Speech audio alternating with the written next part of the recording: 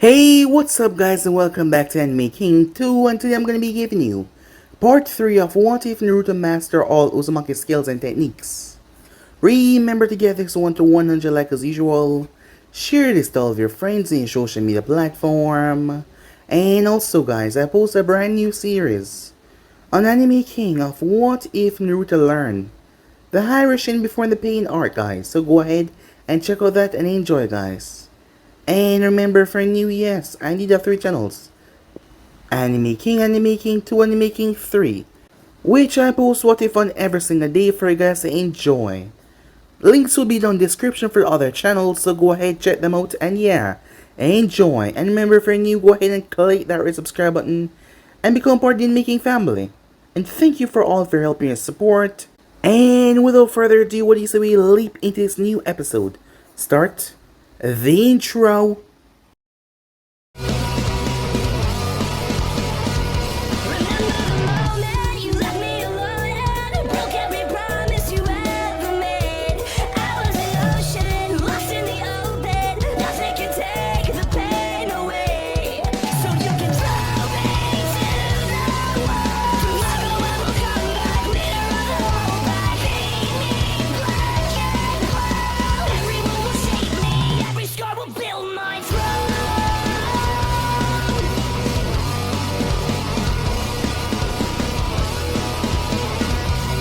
So the last time we left off, both Heroes and Anne, Jiraiya was talking on the fact that Naruto wanted to meet Tsunade.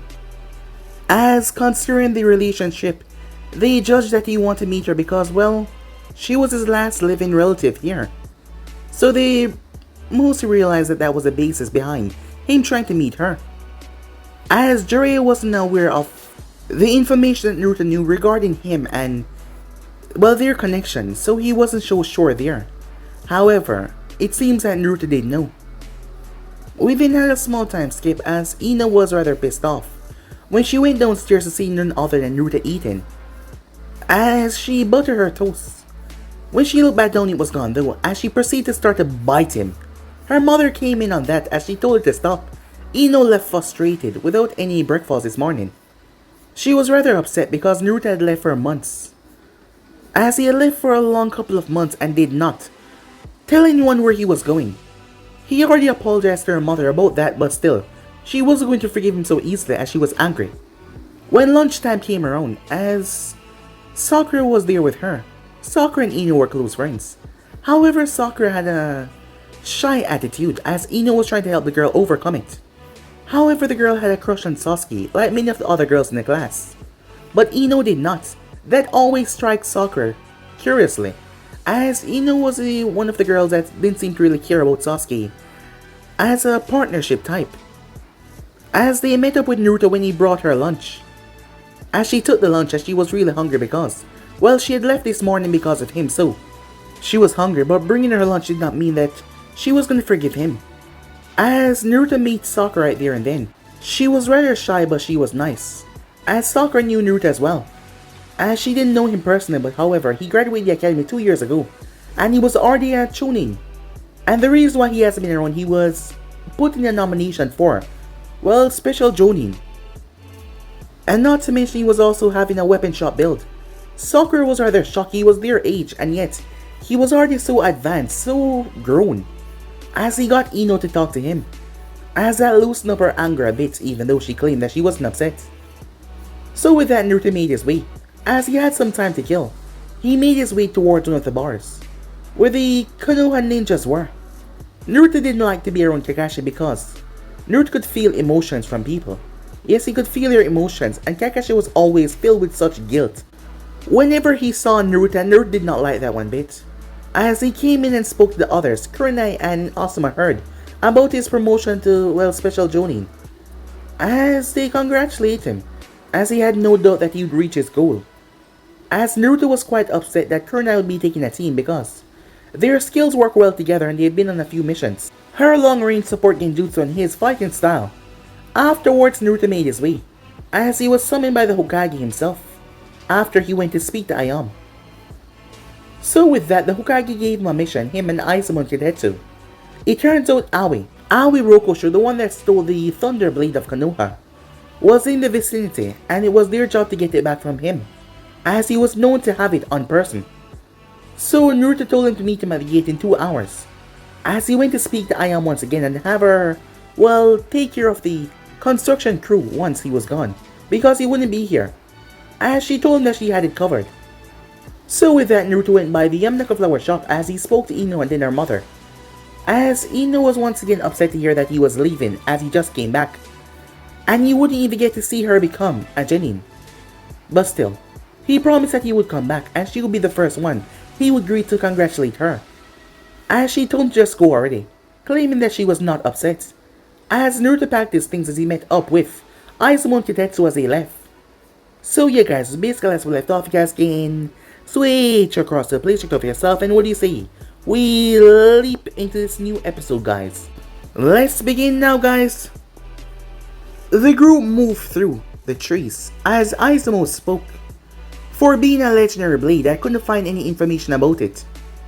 I didn't have time to put in a request for any information either, he said apologetically to his team, as he prided himself on gathering information on various subjects. So it was slightly embarrassing that he could not collect information on such a famous weapon beforehand. Don't worry about it.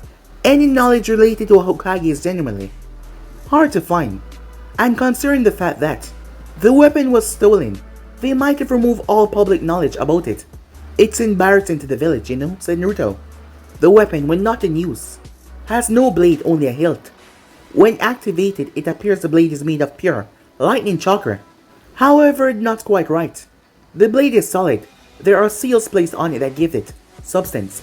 How do you know so much about that? Kitetsu said. I am a weaponsmith. I make it my business to know about such famous blades. And for your information, the blade was made by Uzumaki. It was a gift to the Senju clan for providing more vegetation to the land of Whirlpool. Wow, Kitetsu said, impressed by that information. Izumo was writing the information down as he asks, so, can you make a similar weapon, he asks. No, the blade was made by a grandmaster, Yoshin Uzumaki. I am nowhere that skill level yet. Even if I knew how to make a similar sword, and had the skills level requiring to craft that blade, it will still come out a bit different. To be able to craft a sword of that caliber, you can't reach by pure imitation. Why do you think there are only 7 famous blades in the mist, and each of them unique? Don't let the sword touch you though. It would hit you with the force of a B rank lightning jutsu. It can also cut through chakra rather easily. Seeing that they understood the information, he asks, anything else that we should know about the mission? You know about the general layout of the land? As they nodded, there has been rumors of a new player, Izumo said. Near our border, said Naruto. Yeah. Then why haven't we taken care of it, said Kitetsu. The 5 major villages were always swift about their borders, and about their land mass, and they were always swift if someone was trying to encroach upon their area. So the information that they were someone trying to move in was rather surprising to him, and nothing has been done about that person. Now that was strange, as Konoha was most sensitive of this issue, because it was a center of the elemental nations. It was the only great nation that didn't have any defensive, apart from the forest. The sand was a desert, and it was very hard to travel. Kumo and the stone had mounted upon mountains, and Kiri was a collection of islands. No idea, I couldn't find much information on it, so it could be that we don't know much about them. As the other 2 realized they were also clueless about it.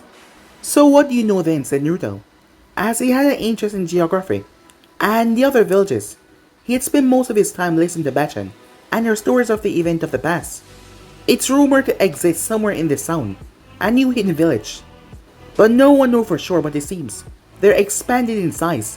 It's rumored to be approved by the daimyo of this town. What? Isn't he afraid of retaliation from the others, said Naruto in surprise. The country of River had Tanigakure. Rain had the Hidden village. The grass had Kusa. And the waterfall had Take. Iron land of the samurai. Sound did not have a hidden village. And last the hot water which had Yukigakure. All of them were spread around in a clockwise direction as a border Konoha. Apart from the hidden rain because they had Hanzo, and Taki because they had a Jinjulike. And the iron had formidable armies of samurais. The others were not that great in strength. The sound did not really serve any purpose to the great nations. It was only because of its close proximity to the land of iron, which the other nations agreed not to interfere with, that it was left alone. He must be quite sure of the strength of their shinobi, Izumo said. Or maybe he's just an idiot and doesn't understand ninja politics, said Katetsu. As that caused Naruto to laugh. Are you an idiot? Don't talk like that about the daimyo. Do you want to get us in trouble, Izumo said. Come on, Izumo, who's gonna hear us in a while, Katetsu said, as he knew that Izumo could be a stickler for the rules sometimes. Still, if you're not careful, you might slip up later when someone interested is listening. Izumo, said Naruto. Anything else you would like to tell us? Nope, Izumo said, this way, as they continued to make their way. They arrived at the outpost earlier than Naruto estimates. Izumo had done a great job. They were informed that one Chunin, an Inazaka, had trailed their target to a small border village and sent them instruction to meet them nearby. The journey to the village was quite short, and they reached the spot in under an hour, as Naruto could already feel the presence of others near their position. The uneasy of the two people that he was feeling, if you could consider the Ninken as a person, was rather alarming. The Inazaka as a clan was very attuned to their instincts, and if something was making them this concerned, it was rather alarming. The ninja and his companion, a rather large dog that looked to have a wolf as an ancestor, walked towards him and stopped a distance away. Are you the one sent here for the capture mission? I am Chunin Haya, and this is my partner, Ginamaru. As the man was taller than all three of them, as he had wild spiky hair and markings on his cheek. I am Naruto Chunin, leader of this team. These are Chunin Izumo and Katetsu. We have been assigned to track down and apprehend Aoi Rokusho, missing of Konoha, as Naruto passed the mission scroll, which contained the details and nothing more. As Aya glanced through the mission details before he nodded, Aoi is accompanied by two others, a male and a female. I checked their physical details in the bingo book, but I found no match. They appear to be an information gathering mission. When they entered, they were asking the locals some question, on what I'm not sure. After some time, they joined a caravan disguised as civilians, and they made their way towards the small fishing town Makari. It's located in the sound. Going by their traveling speed, they'll reach it by tomorrow evening. You did not pursue, Katetsu said. I didn't think it was a good idea without any backup. There has been some skirmishes near the border of the Land of Sound. Nothing grand, but it would be too much going into hostile territory without a team. Understandable, said Naruto. Thank you for your work. We will take it from here. Meanwhile, at Konoha, Ino had woke up early today, which was strange for her considering that the academy had laid them off so that they could prepare for the exam in a week's time. Normally she would have been asleep at this time. It wasn't that she wished to be awake, but she had some stuff to do, some important stuff. As she made her way towards the little shop that she didn't usually visit, well, at least not alone. As she pushed the flap and peered in, she was looking to see if someone was there or not. As she nearly jumped when she heard a voice behind her, Ino, cursing herself for not realizing someone was behind her, and a civilian at that. As she turned and greeted the person, Ayam, good morning, she said. Ayam made her way inside and started to prepare the shop for the opening today. Good morning, Ino. Naruto isn't here, you know. He went on a mission. I know, he came by yesterday to tell me that. As Ayam raised her eyebrows, she thought that was the reason why Ino was here. Are you here to eat ramen then? I still haven't figured out how to make the new Jesus ramen taste that good. It's still missing something. That was something Ayam was struggling with. Her father wasn't willing to help her in the endeavor. Something about learning the art of ramen by making through experiments. I'm not here about that either. The last one Ayam made tasted horrible, and she couldn't just say no to it either because it was her idea after all. A good diet was essential for a shinobi to be effective, as they were taught that in the academy. Then what is it? Ayam said. You know Naruto mentioned leasing a place to open a shop. Oh yeah, he did. He came by yesterday to give me the keys. The construction crew's coming in, and he want me to look it over. Yeah, that. I want to be there as well when it comes. Why? Ayam said. Watching people haul wood, cement and all that was likely gonna be boring, as she couldn't think of a reason why someone would volunteer to do that. I want to help in decorating the shop. I don't know, Ino. Naruto already gave me the plans for the shop. But you know him. I bet he focused all his attention on making the workshop functional, and didn't put any thoughts on the aesthetics. If we go along with this idea, it will look like a rundown smithy. You go to buy hooks and plow for the fields, not a weapon shop. Ayam had a look into the plant's detail yesterday, and it did look like the one thing that Naruto put focus on was the display case and the cashier decks. It did look very dull. But he already negotiated the payments. We can't make changes that would cost him money. We won't do something drastic like that. Just some small stuff, I promise. Ino said earnestly. She could see that Ayam wanted the same thing on this manner. The shop would do great with someone like Ino assisting. Her masterful skill in decoration would bring in more customers, so that Naruto could earn more money, and not be as stingy as he was. She was planning on catching in on all the time she had to share her candies with Naruto when they were little. It was such a better time when she could eat as many sweets as she wanted to. I guess so. The crew will be arriving here at 11, so meet me half an hour before. Ayam said she wasn't fully convinced that this was a good idea, but with her being there, she can put a stop to anything too outrageous that Ino might have in plan. Got it, Ino says. She made her way to her clan compound to do some training before her meeting. She had about 3 hours time to complete some taijutsu, target practice, and shower. She had a small personal area behind her house where she could practice. There were some larger areas, but those were for Chunin and above. As she greeted her mother as she passed by, as she made her way towards the backyard. A few years ago when Naruto was employed, he was made to open and close the shop, and also move some stuff from the back as well. But he had never manned the counter even when he was on the holiday. She missed those days because then she didn't have to do too much of the boring stuff around the shop. It was just because of her exams, that is why she was free from doing it for a while. She wanted to get as much training as she could so that she could be the Kunoichi of the year. As her and Sakura competing for it, Sakura might have the brains, but she had the ninja skills. And while it was not that great of an advantage, because she didn't leap that much over Sakura in that era, however, she was great at shuriken. She was a top scorer on those tests, sometime even tying with Sasuke. She would have loved to be the top rookie of the year, but Sasuke was leagues above them in taijutsu. His style was just far advanced above the taijutsu style that the academy used. The only one that can give Sasuke a match in taijutsu was Kiba.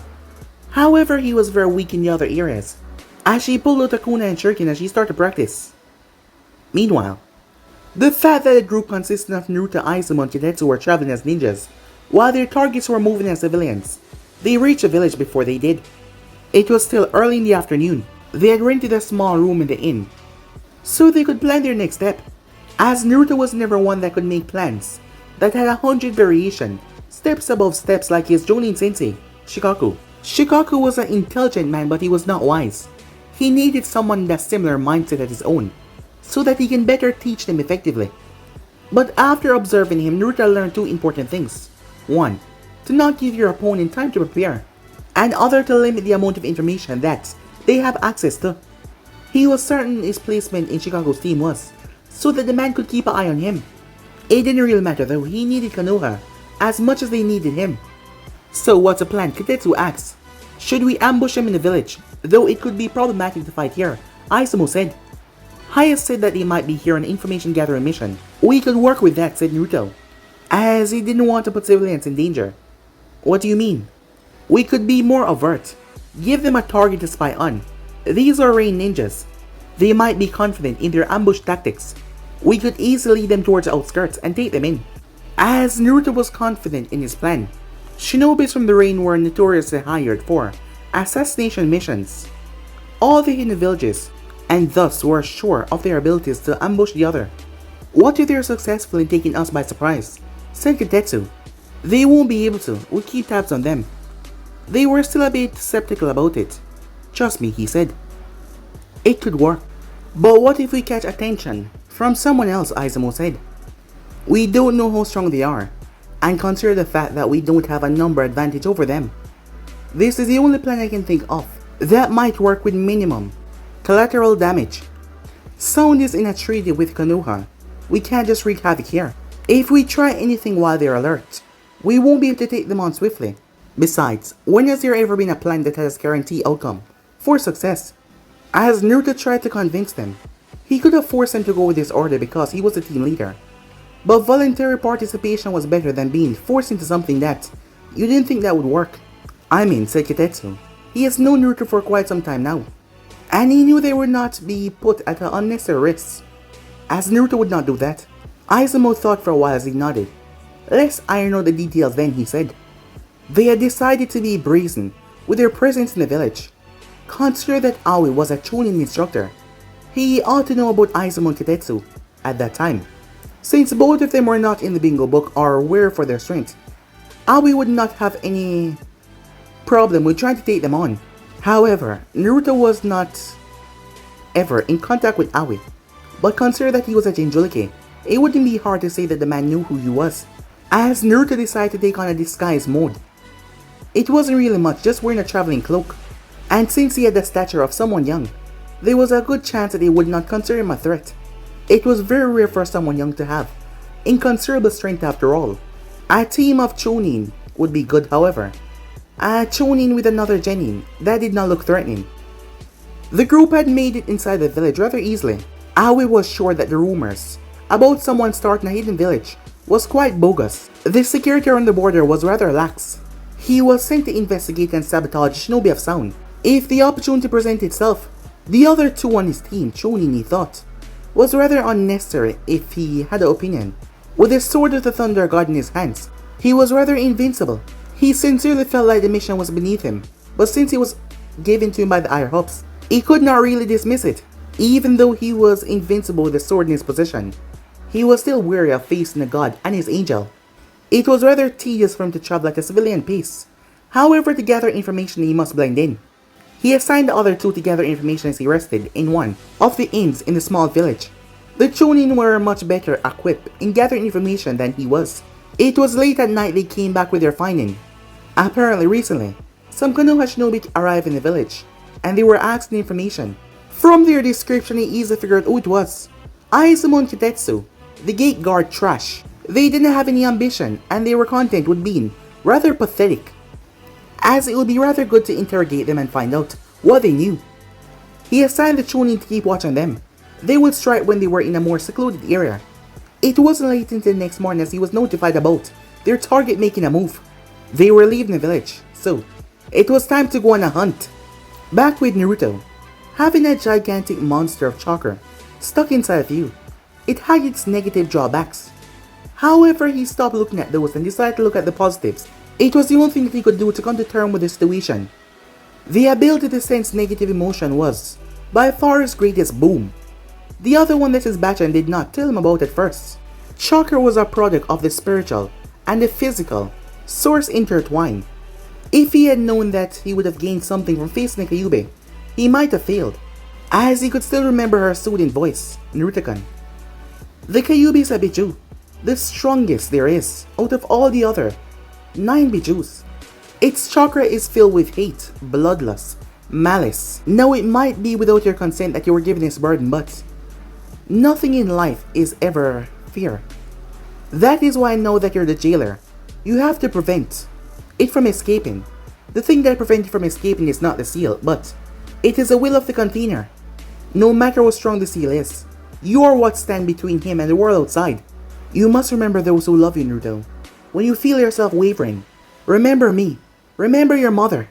She had instructed him as he had sat down and prepared himself for the confrontation. When he had stepped into the seal, to feel the malice coming from the thing was just too much and he had lost consciousness. He was only 10 after all. However, he refused to give up, and with time, the exercise was fruitful. As Naruto saw the moment, "Now!" he shouted, as he felt the squad of Rain Ninjas start to move in for their ambush. He saw Aoi launch his umbrella in the air, as Naruto unleashed one of his trump cards, so Izumo and Kitetsu would not get caught up. Aoi had just launched his umbrella. That umbrella would release dozens of poisons of Senbons. As he raised his hand to release a seal, Aoi turned his gaze as he saw the enemy were aware of their ambush. They knew that they were being followed. However, Aoi saw the youngest of the group, a teenager judging by his size, move. As he moved, he started to literally crap the ground. What the hell? Aoi was shocked as he felt his body seize up as a pressure landed on him. It felt so stifling that he couldn't even move. He cursed at his body that just wanted to give up as he shouted at it to move. Meanwhile, Naruto moved. The amount of pressure that he could release could even stun an elite Jonin. and Aoi and his group was not elite level. Kitetsu launches mace as Izumo. Release a jutsu. Water release. Syrup capturing field.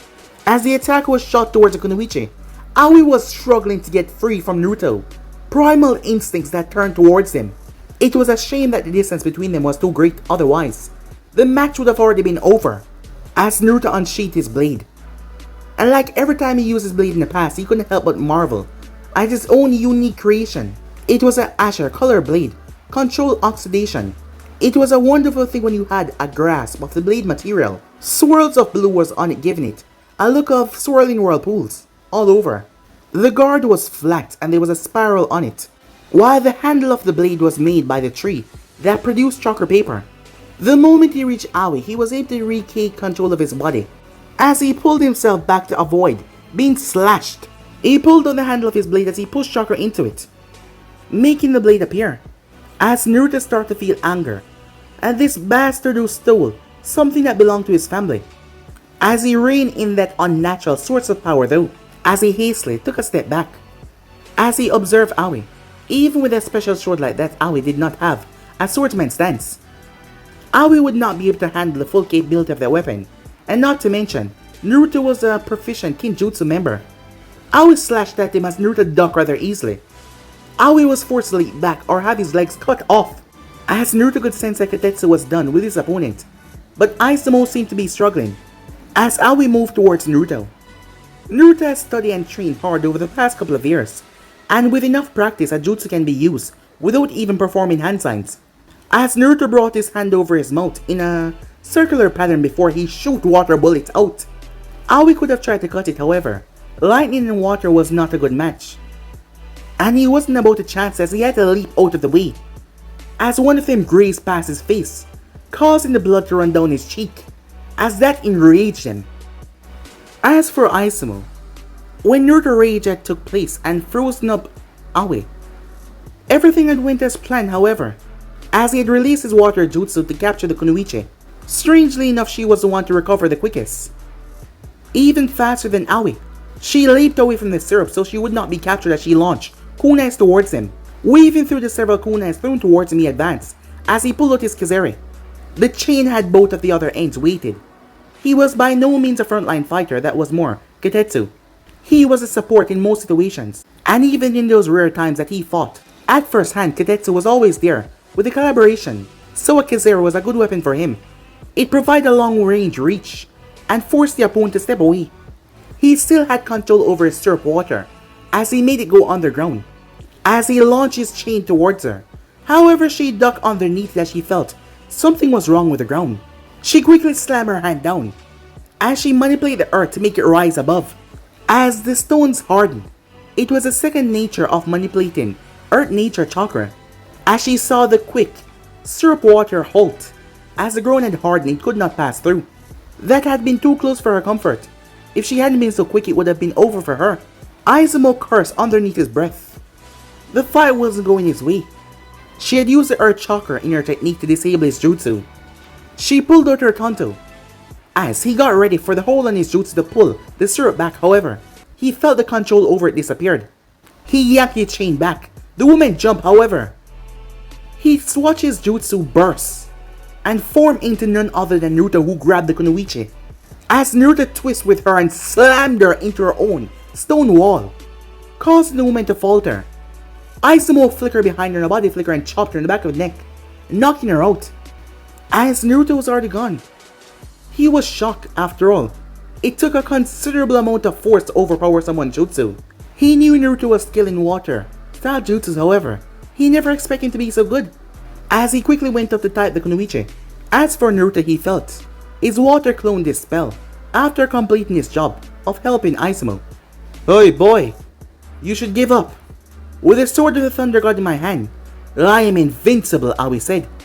"Is that so? From the looks of it, you're just swinging around wildly." As Naruto twists and dodge and evade all of his strikes. "It's only a matter of time before you fall before this sword, brat. You're not on my level." To think the boy had scared him with that stupid trick of bloodlust.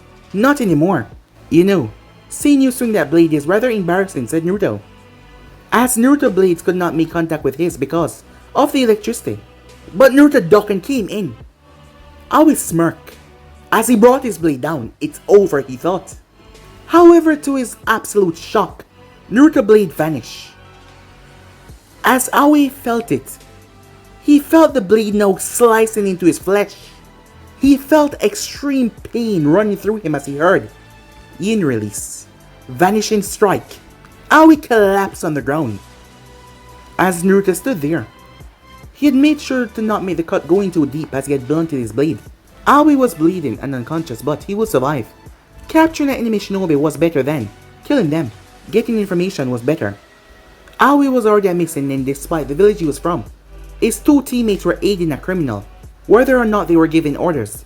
He placed a chakra disruption seal on his back, and a suppression seal as well, as he picked him up and brought him to where his teammates had gathered, as he placed him on the ground. As Kidetsu started to tie up Aoi with ninja wires. "Are you injured?" he asked. "Nope, I'm fine. What about you two?" said Naruto. "I had a easy fight. The guy wasn't able to move until I finished the fight. I arrived to see Izumo finishing his fight. Well, I was struggling a bit, but thanks to you, it didn't last too long," Izumo said. "I'm kind of disappointed though. The idiot didn't know how to use the sword at all," said Naruto. "You have it then," Izumo said. As he was a bit excited, it wasn't every day that you get to see a legendary weapon, as Naruto pulled out the blade and activated it. The others looked at it with awe. The idiot did not take care of it. 1 or 2 uses in battle, and it's gonna break. "Can't it be prepared?" Kidetsu asked as he started to bandage Aoi wounds. "With this much damage, the only way to salvage it will be to remake it," said Naruto, as he released the hold on it and placed it inside the sword scroll, as he handed Izumo and Kidetsu the restriction seals to place on their prisoners. Moving live prisoners was a pain in the ass because unlike dead bodies, you can't just shove them in a scroll, as Naruto felt people enter their sensory range. Incoming, multiple shinobis. They're not friendly. As Naruto raised his hand and formed a single, massive wall of water in front of him, as he went through hand sign before he bit his finger and slammed his hand on the water. There was a poof of smoke inside the water as it came down, losing the cube-like form. "Is that a snake, Naruto?" Izumo asked. Snakes had a rather bad connection with Konoha because Orochimaru was the one with the snake summoning contract. The snake hissed at him as Izumo stepped back a bit. It was about 4 feet in length. Its face was like a crocodile, and it had a lot of sharp teeth. "No, Yume-chan here is a sea serpent." As Naruto turned toward the summon, "Can you take these 3 back with you? I have to keep them alive." He hated the fact that he had to show the others that he was in possession of a summoning contract. "I can, young master." She opened her jaws incredibly wide as she swallowed the 3 prisoners, before she poofed away, shocking Izumo and Kidetsu. Naruto pulled his blade, "Get ready, they're here," as he slashed the shurikens out of mid-air. As he turned and he saw the shurikens shatter into pink crystals. Flashback. Mito looked over the boy. He had been depressed for days now, crying whenever she wasn't looking. It broke her heart these days to see his eyes all swollen and puffy. She just wished there was another way, but her time was up. Her jutsu was failing. She had spent all that she had in trying to teach him everything. She tried to fill in the void that was created inside of him because of ignorance, misunderstanding, and neglect. In this short period of time together, she tried to cover everything. Even after all these life-shaping lessons, Naruto still did not feel ready to grow up without her. With each failure, she would pull him up, and with sheer determination alone, she would fill him to overcome all of those. After living through such care, he felt like an addict already, going through the withdrawal, knowing that he wouldn't have her anymore. The part in sorrow was true for Mito as well. While she did have faith in him, she couldn't help but worry. Naruto was her greatest legacy. Kushina would have been great too. She was gifted with intellect and the will to lead Uzu back to their glory, but the timing of the events that came was not good for either of them. Kushina had come to Konoha when Uzu was still standing strong. It was because of this that she came under Mito tutelage. There had been no urgency or need to make her the spearhead of Uzu's legacy. Mito was content to let her grow by herself and do what she wanted to be and be who she wanted to be. However, once the news of Uzu's fall came, well, she was out of time, as she had to pass off her burden, and with her not being there, leave Kushina to the wolves. The village refused her the opportunity to grow and live out her dream. Who would be willing to follow her as a Hokage if she didn't have the experience and the reputation to back it up?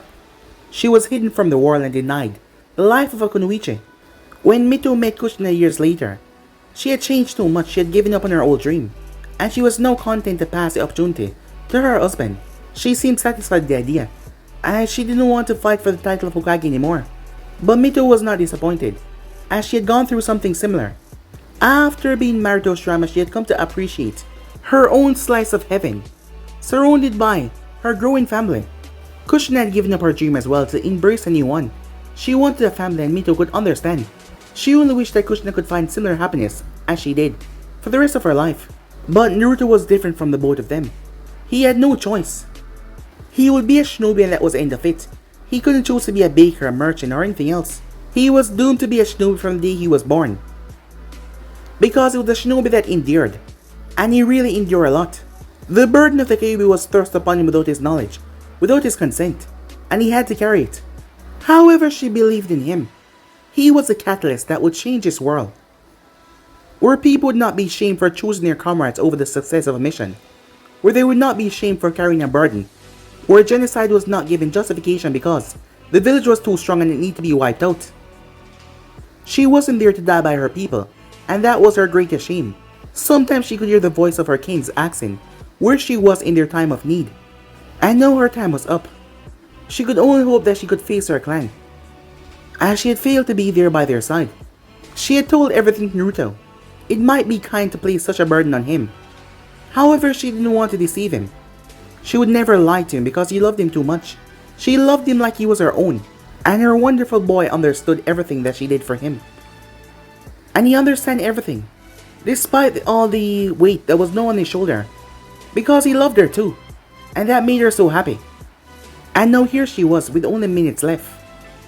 As Naruto was once again tearing up, he just couldn't accept the fact. Naruto, remember what I told you. Live your life freely and don't be sad for too long, because your mother and I, with all the other people from Uzo, will be waiting for you to tell us about your life. But I won't see you again for a long time, he said, rubbing his eyes. True, you'll be living a long, bountiful life, but consider this, when you pass on, we will be together for the rest of eternity. And what have I told you about eternity? That eternity is so long that life would pass by in the blink of an eye compared to it. Right as always. That is why you have to live a long life here, so you won't quickly run out of stuff to tell us. She only had brief clues about the afterlife, but she knew that her family would be waiting for her. I'll live an awesome life then, but you have to keep your promise that you won't watch over me, so I can tell you all about it. First hand, he said. She chuckled at his requests. Alright, I promise I won't watch over you. I'll try to convince Kushina to do the same, however, she might sneak a peek. And we will wait until you arrive to tell us all of your awesome stories, she said teasingly, as Naruto chuckled, the water dropping down his face from his eyes. Remember, Naruto, always stand up for yourself, and for what you feel is right. Don't waste money, but don't be too stingy. If it makes you happy, I trust you to have good judgment, and when the truth comes out about your furry burden, don't let it define who you are. You're a kind, intelligent young boy, and I will always be proud of you and love you. As she started to fade away, as Naruto wiped his tears, he would make her proud. Over the years, he had come to appreciate her greatly. It was because of her why he had survived, why he had been able to hold back its burden, why he had been able to continue living. But now it seemed like the world had tried to confront him on his status, and it was time for him to fight back. As we skip back to reality, as Naruto looked around, the place was covered with blood and crystal shards. Toppled trees dropped over everywhere, as he had survived the fight until now. But the longer it dragged on, the longer he had a chance of falling. Flashback, 15 minutes before, Naruto slashed the shurikens apart. The fact that all of the crystal shurikens target him, and not his companions, show the intentions. Surrender, Konoha Ninja. You're just passing. It was a woman of the group that spoke to him, all the while eyeing him up, like he was the threat, like she was sizing up. He could sense a feeling of caution coming from all of them. She had light blue hair done up in a spiky ponytail, pale skin, dark eyes, bright red lipstick. She seemed to be a year or two younger than Kurenai. The other four were obscured by the leaf, and he couldn't see their faces. We didn't know this territory was under someone's control. Konoha has an understanding with the Sound Daimyo about shinobi activities. From our perspective, it seemed like you're illegally trespassing on our allied territory, Izumo said as he answered the question. There was no need to give the enemy any indication to who was in charge here. Then you are severely misinformed. The Sound is under the leadership of the Sound Kage. The authority was given to him by the daimyo. So if you would please come with us, we can sort this mess out. She replied, still looking at Naruto. That was a load of crap, as they wouldn't attack if they wanted to just talk, and not to mention, Naruto could sense their emotions. The woman was intensely focused on him as he could feel malice coming from the other shinobis though. But he wasn't in the bingo book, and his name wasn't all that tall, so he was confused by this. Do you seriously expect us to quietly follow you, Katetsu said, as he decided to drop all pretense of going with this charade. Why not? It would save you some trouble. Come quietly. I do not wish to waste my time here. As Naruto pulled his hands from Miss Hiyori. I'm sorry, but we're gonna have to decline. I don't make the habit of following strangers. As he pulled his Hiyori down and tied it. The battle might be rough and he wouldn't want to hurt his Hiyori. As he started to flood yang chakra into his arms and legs. He wasn't as skilled in this technique as Grandmother Mito, however. He had enough for surprise attacks. Naruto moved, the ground cracked as he appeared above Guren. Even in the eyes of a trained shinobi, it was hard as her to keep up. She leaped away though as she heard gurgling slashes. Guren found several cuts over her body, but she was able to come through it. As Guren turned to see the tree they were standing on was cut, and two of her shinobis were sliced badly. The brat had purpose to target her, but because of her crystal armor, it wasn't that easy to cut her. But two of her underlings died under her watch, and that pissed her off. The armor, it had been completely damaged, so she dropped it. And also it was quite restricting. The boy was fast, but once she was focused and alert, she would be able to handle it. Her squad had been waiting to fight against a Jinchuriki. All of them expect him to use the beast chakra, but he was fearsome even without it. It seems the information they had on him was not exactly complete. She had to take care of him before he became a threat. The Orochimaru-sama plans of raising Konoha. A jet of water shot towards her. She used her bloodline as she crystallized it as a dragon wrapped around her, protecting her just in case something was hiding in it or, well, beneath it. However, it seems they were surprised by her attack. Crystal style, raising dragon, as she launched it back towards them. With Naruto, he was surprised that the woman had survived his attack. Halfway through his slashes, he realized he was not hitting her, so he had switched his target to two of her comrades. However, he couldn't keep moving like that, as he had to release Yin Chakra. He didn't really like to kill people, however, as he couldn't really capture them like this. Their numbers outweigh theirs, and not to mention, his teammates' life were at risk here. As he searched for the other two, it seems that he had moved away from his assault. He saw Izumo launching a water attack from his mouth. However, she crystallized it, as Naruto raised the eyebrow at that. No, the shurikens made a lot more sense. She had a bloodline. He watches the dragon shot back towards them. Izumo and Katetsu were not prepared for something like that, as Naruto quickly sent chakra to the seal on his back. The ink chakra, as 6 chains burst from his back, ripping the shirt that he was wearing, adamantine chains. 2 of them grabbed onto Izumo and Katetsu, as the dragon was tearing apart the air coming towards them. However, the dragon turned and came directly towards him. Naruto flooded his blade with Yin Chakra, as he used a flat side, as the thing smashed into him. He lashed to one of the other chains and pulled himself. However, the dragon came around with him and threw him backwards, causing him to whip around the tree. The crystal dragon was incredibly strong. As Naruto jumped back towards the fight, the 2 enemy shinobis were engaged in Izumo and Katetsu, and the woman was just watching. Izumo and Katetsu were getting overwhelmed, and sooner or later they would be out of commission if he didn't do something. However, he still did not fully understand the Kunoichi's technique. Either she could turn water into crystal, otherwise that meant he couldn't use water ninjutsu around her, or she had a bloodline to literally control and make crystals. He hadn't seen her create the shuriken, so he was not sure. A few seconds earlier, both Katetsu and Izumo got back their feet as they saw Naruto was hurled away. He had saved them by yanking them out of the way. They were not prepared for her to use their jutsu back against them by turning it into a crystal dragon, and the thing was powerful. However, he pulled out his blade. Izumo did the same thing as he attached the other end. As they got themselves ready, the kunoichi did not move, she just watched them.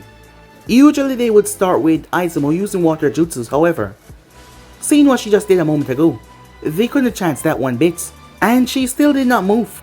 "Do you see Uzumaki anywhere?" Habikichi asks. One of the arriving shinobi pulled their masks down. It was a woman. Except for the one who was addressing them, all of them had black masks with their forehead protector showing a musical note.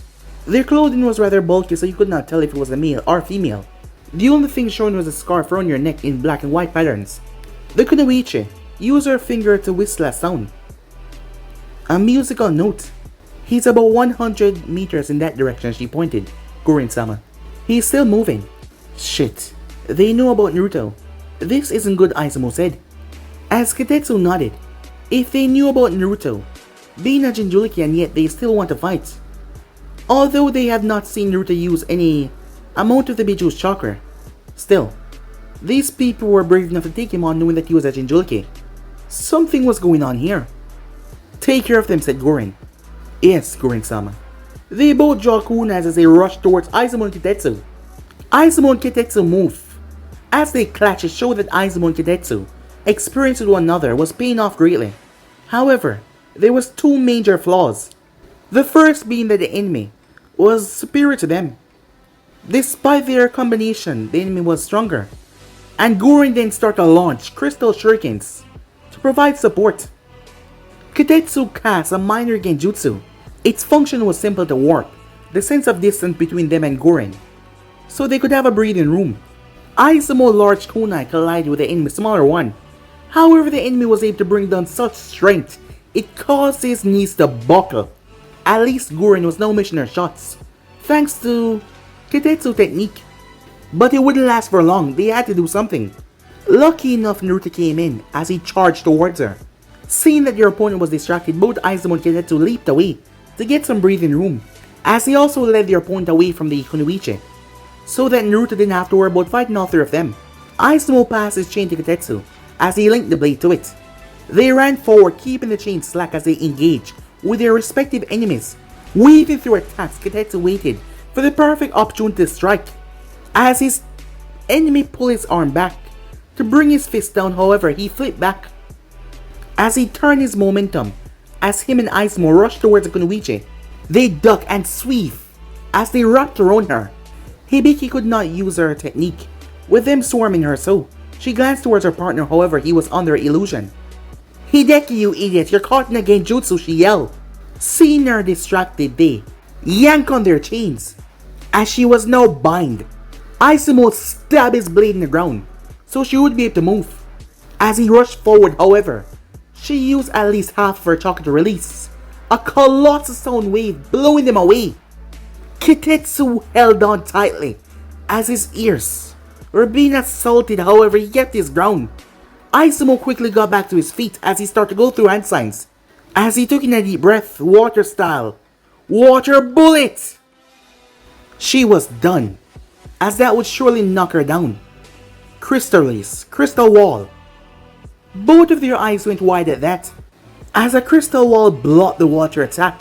He barely had time to register Guren's presence, as he felt something hold on to the chain of the weapon, and it was still wrapped around him, so when it yanked, his body was forcefully yanked. The amount of force that he slammed into the crystal wall with was nothing normal. He felt white hot pain shoot up from his thigh, as something had driven right through it. As his vision started to get dark, as his head had slammed right into the solid crystal wall. This was bad. Moments earlier, Naruto saw her hurling shurikens towards his teammates, so he moved towards her as he sent its chains to impale her. However, she went through hand sign, crystal release, giant, crystal shuriken, as the thing was large as she hurled it. It was moving in tandem as it whipped through the air.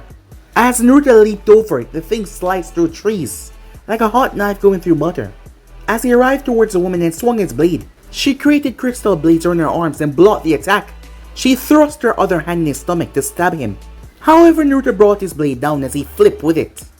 He then brought it back around as he slashed. Her eyes widened as she stepped back, almost getting her face slashed in. She latched out her leg to kick him. However, one of his chains stuck in the ground and pulled him down, allowing him to dodge the attack. Another chain shot towards her. Guren tried to summon her crystals around her leg to shatter that chain, as the small spikes on the length of the chains started digging her flesh, drawing blood. She tried to mold her chakra. However, she felt it just vanish. The chain was siphoning it off. She was already livid at being injured by him, as she slammed her foot in the ground, shooting herself towards him. She created a giant lance around her arm, but she never realized the technique took so much chakra to create. And that was not the case, it was this damn chain. Seeing her coming with that giant lance, Naruto used the chain on her leg to yank her. However, she stabbed her other crystal guarding the ground and brought the lance around. It had enough length to slam into his stomach and threw him back. The chain that bind her leg had loosened, so she was not thrown away with him. As she landed, as she winced in pain, as she quickly encased her leg with crystal to make a makeshift splint for herself. Without using her crystal armor, she could not fight in close range. She remembered Orochimaru-sama saying something about those chains, as it required Uzumaki physique. That meant Naruto Uzumaki was well versatile in the art of sealing. That was a worrying thought because not many people use sealing nowadays, and if her opponent could, that would be rather troubling because she did not know the limits. As for Naruto, there was a lot of tiny cuts on his chest as he coughed up blood. It had hit him right in the chest. It was big enough to encompass his entire stomach and chest. However, losing blood was not what he was worrying about. He could already feel the fox chakra dripping into his system. The seal was too loose, and a lot of chakra was being pumped into his system.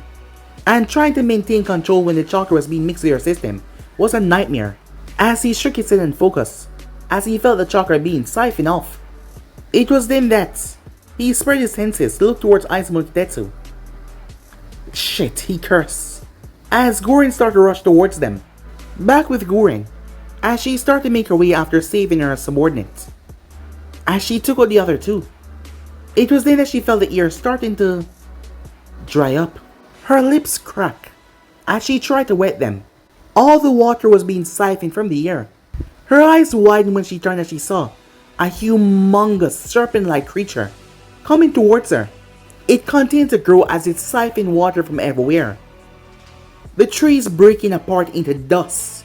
Even the ground was drying up, as she then heard it. Water release. Great serpent assault! As the thing was humongous as it dived towards her. But guys, be in subscribe right here. If you want to see the next person do, like, subscribe, comment down below, and turn on that bell notification as they posted. But I'm off and I'll see you guys soon. Peace.